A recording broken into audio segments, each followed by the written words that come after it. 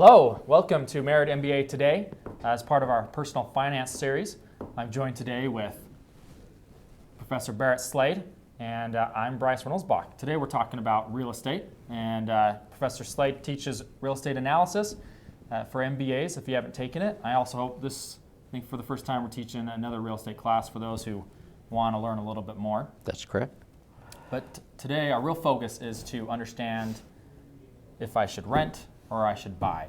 I mean, to me, as an MBA, it's a really big question. I'm going to be going out to the workplace. You know, I don't know where I'm going to go yet, but it's like, do I want to buy a home or should I continue renting? So let's kind of like look at the first part of it though. If I was going to look to rent, what advice do you have for someone who's renting? Why should I rent? Okay, well, rent versus buy decision.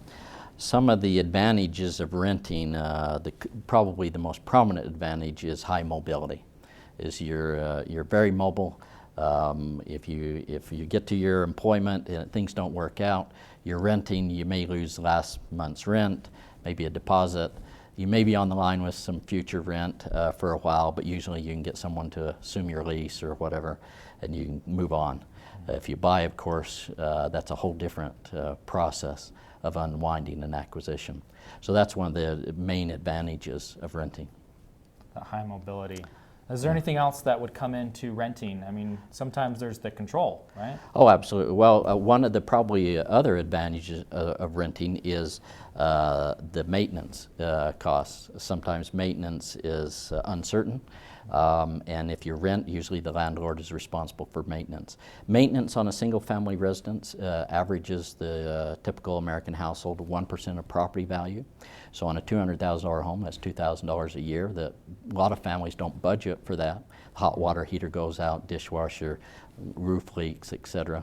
And so that's another nice advantage of renting. You just call the landlord, and they usually have to take care of that. So kind of the idea is your cash flows, what you're going to spend that year is pretty even. You just kind of factor in your rent, and the owner is responsible for all those repairs. So that's correct. I know as I've rented most of my life, so I kind of not used to those extra costs, and I can plan and budget really well. Yes. Any last tips? So on renting? budgeting, clearly renting is more advantageous in the short run. The landlord can always increase rents in the long run, but in the short run, it's easier to budget. Short run. And there's other costs. I mean, yeah, you said maintenance, taxes, property taxes.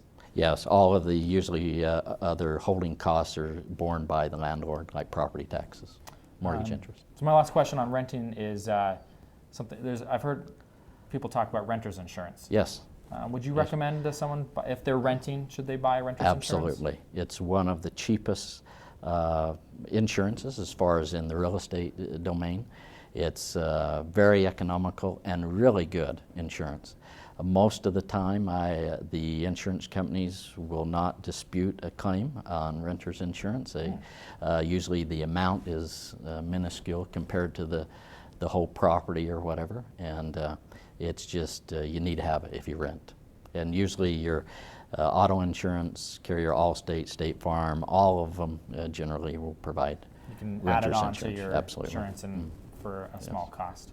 Okay. And it covers, of course, all of your personal property. In fact, personal property that's not even in the residence. So you could have a backpack in your car, it gets stolen. Usually your renter's insurance would cover that. So you could claim on your renter's insurance That's versus correct. on your car insurance, because sometimes it might Right. go into there. So, but there's a high deductible and maybe not as high it with could your be. renter's insurance. Okay. So that's kind of some renting things, but I know for me, the American dream, as it's been called, is to own a home. Right. How do I know when I want to switch from renting to owning a home?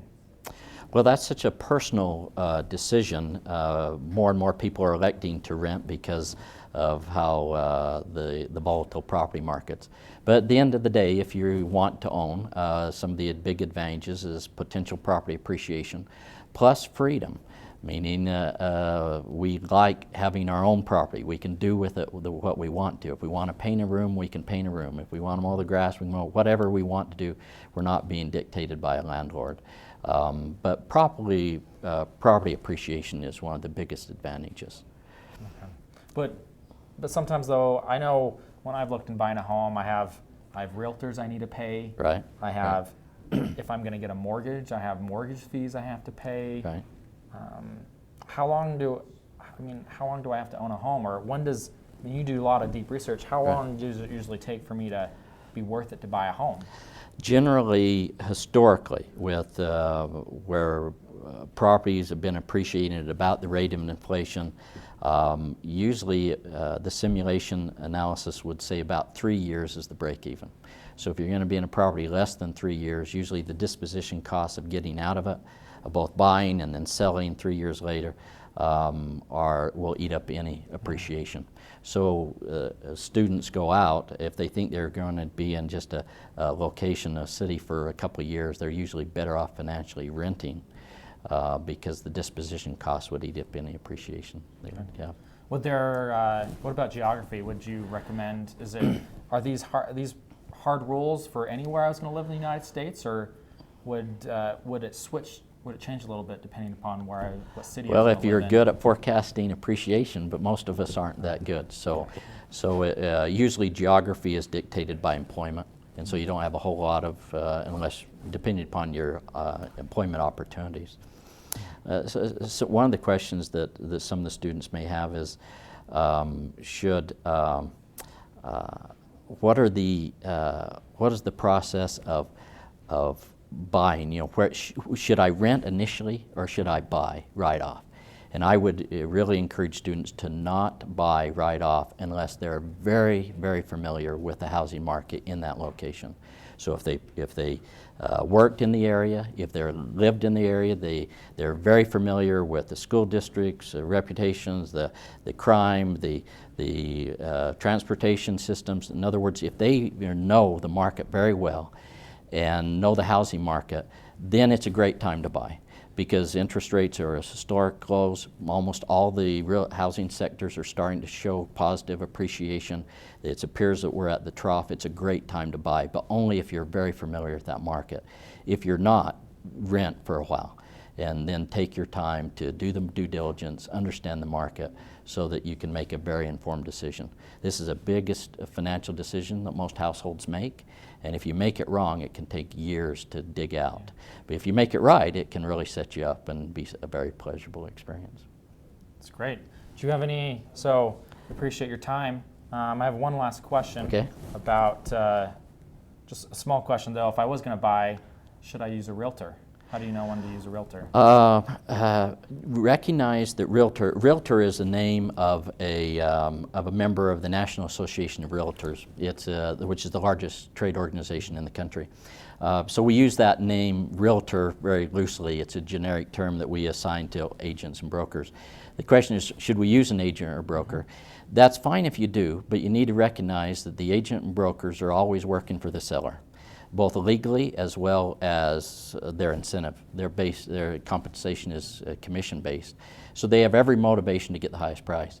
So in short, Bryce, if you want to use a realtor, let's say you're going online, you're looking at different homes, you see the name of someone, you call, and it's an agent, and they say, hey, we'd love to show you this property, plus we have some others we'll show you, and you say, great. They pick you up, they talk about the Cougar football team and how good it is, and about the kids and the family, and they talk about your dog, and pretty soon they're a salesperson. They're really excited, and they're wanting to make a sale, and pretty soon you get to thinking they're on your team. They're not on your team. Is that they're trying to find a property that they can sell you with the highest price they can. And so use them, let them buy you lunch, let them talk about the Cougar football team. But when it comes down to negotiating the contract, you're on your own. You need to recognize that it's up to you to negotiate the very best price. So that's where due diligence comes into play. Understanding value, being careful on your offer. And when you get ready to make an offer, make sure you've got someone to review that contract who's competent and experienced to make sure you don't lose earnest money or get into other problems if the deal starts to unwind. So use a realtor, but recognize that when it comes time to negotiate, you're on your own. And second, make sure you have someone else review the contract. Great. Well, we appreciate watching. For our viewers watching today, we've learned some really great tips on whether to rent or buy. Hopefully you'll find them useful as you go out and look to go out into the United States or into the world. Again, appreciate you coming. You're welcome.